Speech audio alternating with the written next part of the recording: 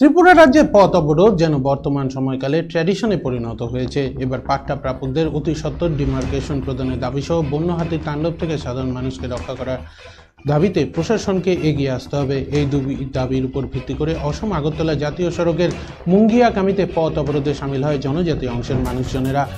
এখানে বিগত বেশ কিছুদিন ধরেই তেলিয়ামুড়া মহকুমার কৃষ্ণপুর মুঙ্গিয়াকামি সহ সন্নিহিত এলাকায় সাধারণ মানুষরা বন্য হাতির তাণ্ডবে এক প্রকার দিশাহীন অবস্থায় দিন গুজরান করছে।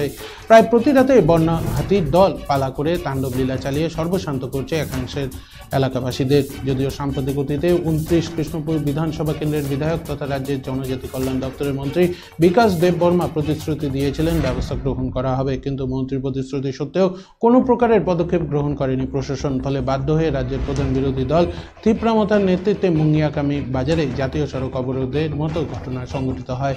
অবরোধস্থল থেকে অবরোধকারীদের বক্তব্য হচ্ছে, জনজাতিদের সম্প্রদায়ের লোকজনদের যেখানে পাট্টা প্রদান করা হয়েছিল অনবিলম্বে সেই পাট্টাগুলো ডিমার্কেশন করে দিতে হবে এবং বন্য হাতির তাণ্ডব থেকে রক্ষা করার জন্য প্রয়োজনীয় ব্যবস্থা গ্রহণে প্রশাসনকে এগিয়ে আসতে হবে। দীর্ঘদিন ধরে পাট্টার ক্ষেত্রে ডিমার্কেশন কেন প্রদান করা হচ্ছে না, এই ব্যাপারে অবরোধ স্থল থেকে প্রশ্ন ওঠার পাশাপাশি বন্য হাতির তাণ্ডব রুখতে প্রশাসন কেন বলিষ্ঠ ভূমিকা গ্রহণ করছে না, এ নিয়ে মুঙ্গিয়াকামির অবরোধ স্থল থেকে ব্যাপক উষ্মা প্রকাশ করা হয়। যদিও বেশ কিছুক্ষণ অবরোধ চলার পর মহকুমা শাসক অভিজিৎ চক্রবর্তীর নিকট এক মেমোরান্ডাম প্রদানের পর প্রশাসনিক হস্তক্ষেপে অবরোধ মুক্ত হয় জাতীয় সড়ক।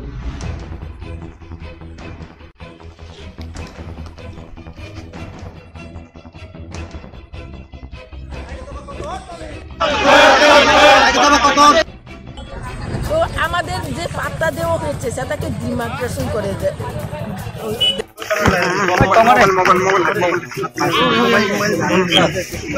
আজকে আমরা মেন এজেন্ডা হচ্ছে যে আপনার কৃষ্ণপুর এরিয়া যেমন মায়াগঙ্গা মঙ্গিয়া এইসব মহারণের এরিয়াতে আমরা ফরেস্ট কাছে অনেক অ্যাপ্লিকেশন দিয়েছি, ডিএমও দিয়েছি, দিয়েছি, কিন্তু ফরেস্ট ডিপার্টমেন্ট কোনো পদক্ষেপ নেয়। সেই কারণে যে বনপ্রাণী হাতি আছে আমরা